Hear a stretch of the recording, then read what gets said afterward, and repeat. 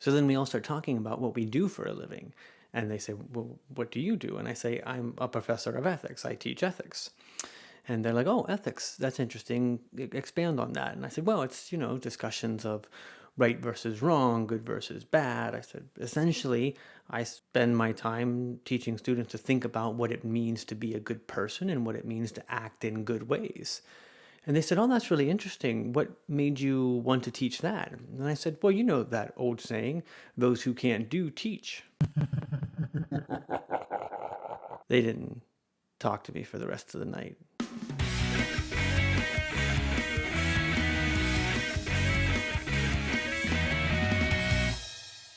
Hi, and welcome to this week's video lecture, An Introduction to Ethics. In this video, we're going to focus on the central concepts of ethics. On the one hand, when we talk about ethics, it might seem like we're talking about something fairly easy. Don't kill someone. It seems quite straightforward, and very few people would argue with that, until you actually start to think about it. I mean, not killing someone sounds great, but of course we might think it's acceptable to kill people in certain circumstances, for example in self-defense. So we might come up with a different category of killing that we find particularly wrong, say, murder. Of course then we have to ask what it means to murder someone. What is the definition of murder? So someone might say, well, murder is a form of unjustified killing. And of course you can see where this is going.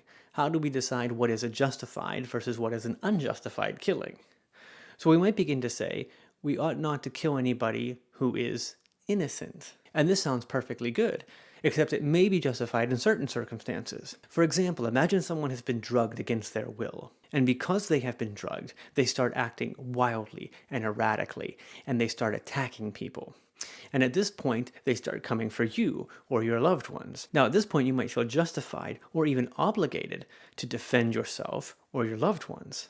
But on the other hand, the person who is attacking you is innocent. He didn't choose to take the drugs, and in some sense, the drugs are forcing him to attack you.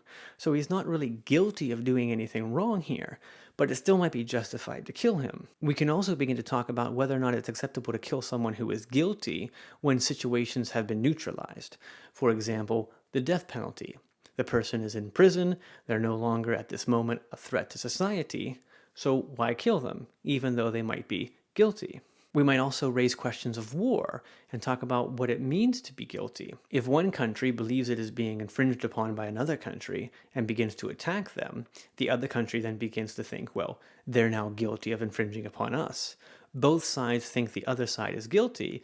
Both sides think they are innocent. How do we decide these things? All of this is meant to suggest that even a simple question like, should we kill people? Should we murder people? Can become complicated once you start to actually unpack it and think about it a bit more. The first thing we can talk about with regard to ethics are the different kinds of ethics. I'm going to mention 4. One of them I'll just mention in passing, and then the other 3 we'll unpack a bit more. The first kind of ethics we'll discuss is descriptive ethics. This is pretty straightforward. In descriptive ethics, you merely look at the way a particular group or a particular individual behaves and describe it. So for example, if I say, in America, this percentage of people believes it is acceptable to drink alcohol, or to smoke marijuana, or to eat meat, or that they think war is acceptable, or the death penalty is good, or the death penalty is bad. Either way, at this point, I'm describing the ethics of a group. The second kind of ethics is meta-ethics. Meta-ethics steps back and takes a look at the bigger picture. There are a few different dimensions to meta-ethics. On the one hand, we can talk about how people define or describe ethical terms. Take a term that seems pretty straightforward, the term good. If I ask you to describe good, you'll actually find it somewhat difficult. We might say, well, that which is beneficial, but of course, bene is just a root meaning good. We might even try to get away with saying, well, the opposite of bad. Of course, it doesn't help too much to describe things by their opposites, because we could just say, well, what is bad? Someone could also say, well, good is what is good for you. But again, you can't use the word in its own definition. That doesn't quite work. The term good is complicated. How we define it, what we mean by it, this is part of meta-ethics. Another interesting aspect of meta-ethics is the question of whether or not morality is objective or subjective. The term objective here basically means morality exists and we discover it, similar to how we discover math. We don't invent math, we uncover it. Now compare a mathematical equation that someone discovers is true to, for instance, a piece of music. which someone actually composes, creates, puts together. In this sense, the music, even though the different sounds and tones already exist out there, is put together by somebody. It's created.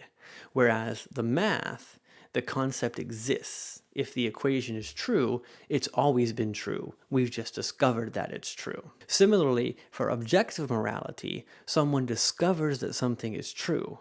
For instance, murder is wrong. But that means that murder is wrong for everyone in all situations. In other words, if morality is objective, it's not a matter of opinion. It's simply a matter of fact. On the other hand, if morality is subjective, it is a matter of opinion. It's a matter of group preference, the way a group thinks or the way an individual thinks. Thinking of morality subjectively leads to what we'll call relativism. Basically the idea that all ethics or all morality is relative. Now we might ask, to whom is it relative? Does the individual create morality? Does a culture create morality? Does a tribe create morality? A family, a nation, whatever. The point is that someone, some group of people creates what is moral and what is immoral, as opposed to discovers it. And this means that morality can change over time, and it's really difficult then to say, well, whose morality is better than someone else's? One culture considers it acceptable to own slaves, one culture considers it unacceptable. If morality is completely subjective, it's difficult to know how to adjudicate between the two. On the other hand, if morality is objective, then the idea that anybody can just do whatever they want, or you have your opinion, I have mine, is not correct. In some case, we can say there are certain fundamental moral truths. There's a lot of debate about whether or not morality is objective or subjective, and of course there can be problems going either way.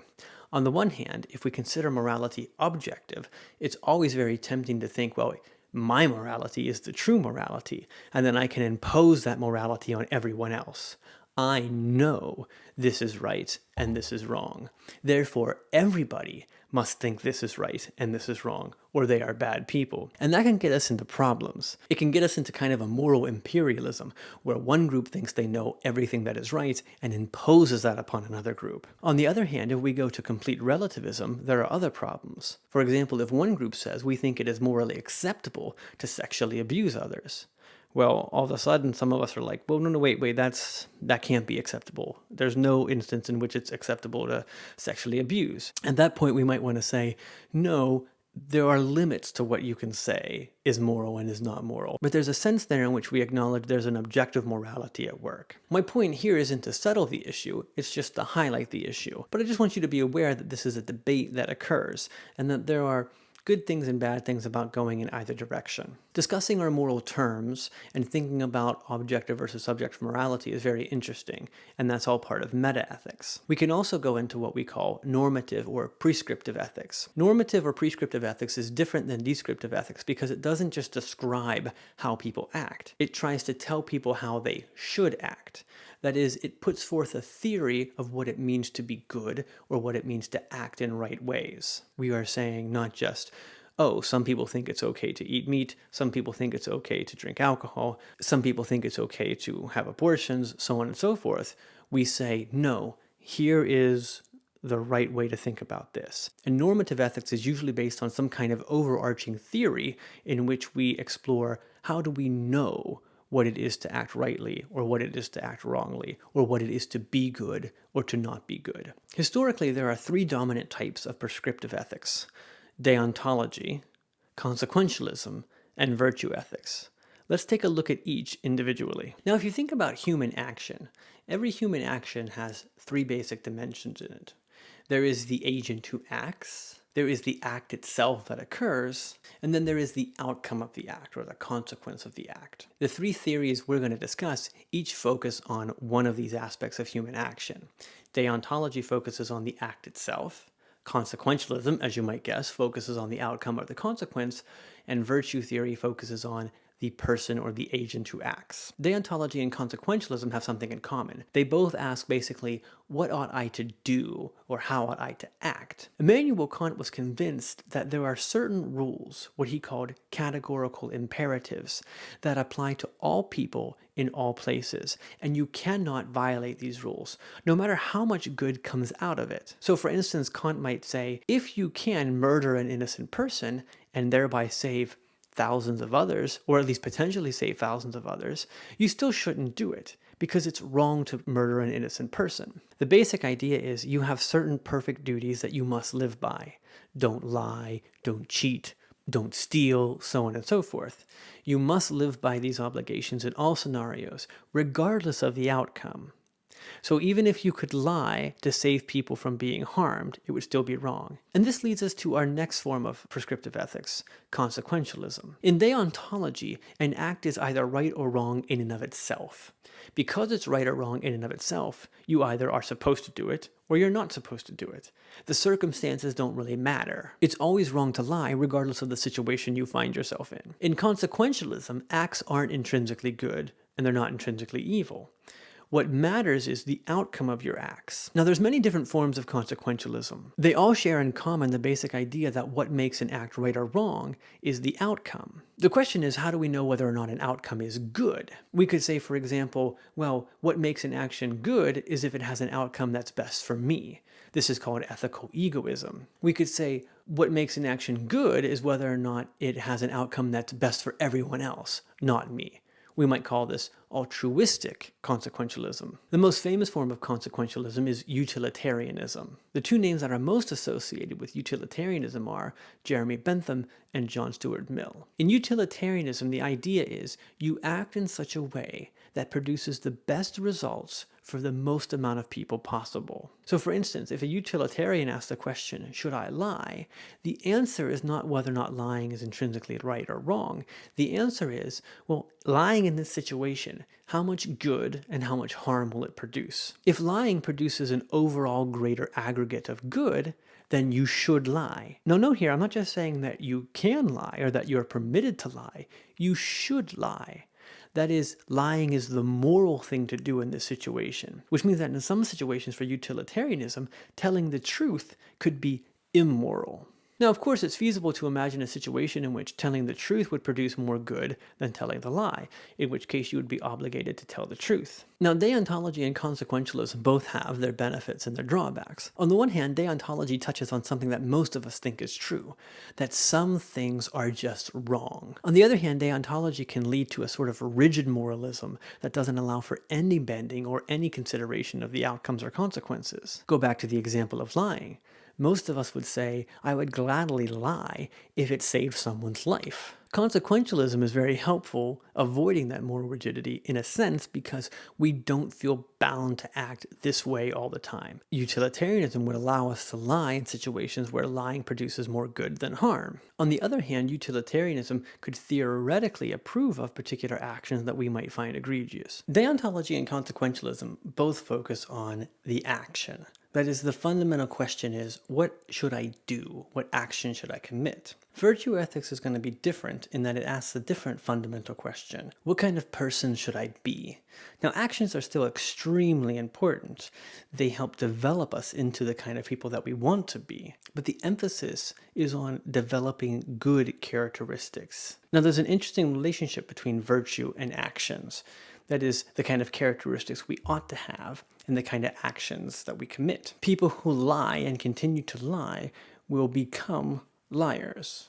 That is, dishonesty will become not a virtue, but a vice for them. On the other hand, people who constantly tell the truth, who practice telling the truth, will become honest people. Now, virtue ethics solves a lot of problems that consequentialism and deontology have. It doesn't lend itself to the rigidity of deontology, in as much as virtues are more about these characteristics than about very, very specific actions. Though, of course, we can also say people who have certain good characteristics will probably never act in certain ways. However, with consequentialism, it helps us to avoid the notion of saying, well, the consequence of this action are good, even though the action is terrible, therefore I should probably do it. This is a very brief introduction to different forms of prescriptive ethics. There are many different approaches and ways people have tweaked these ideas and critiqued these ideas. But for now, I just want you to have a general sense of these basic three theories and allow those theories to give you the opportunity to evaluate how you think and how you act and how you decide what it means to be a good person. Now, as a reward for watching this video, watch this wonderful clip of my son